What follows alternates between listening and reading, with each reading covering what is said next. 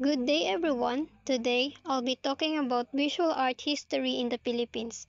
This topic is important because art is not just about beauty, it tells stories about who we are as Filipinos.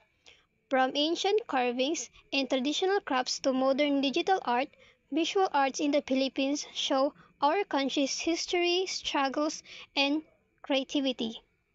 By learning about our visual art history, we better understand our culture, values, and identity.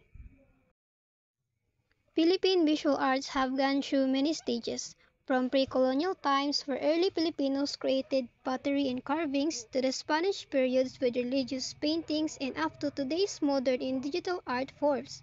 One challenge in reading visual arts is interpretation. Understanding what the artist wants to express.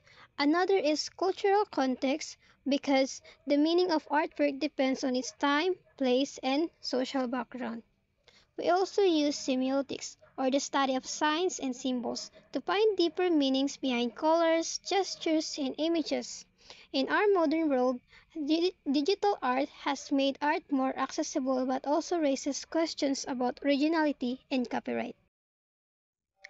Visual arts connect deeply to our daily lives. We see it in murals, posters, social media, and even in school projects. Art helps us express our emotions, share our stories, and promote social awareness. In education, learning visual art history allows students to appreciate creativity and understand how art reflects the nation's changes through time.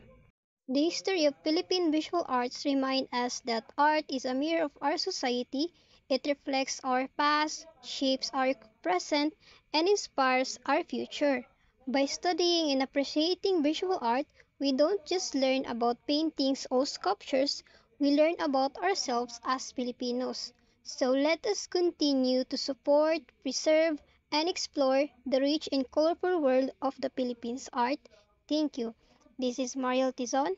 Thank you for listening my voiceover.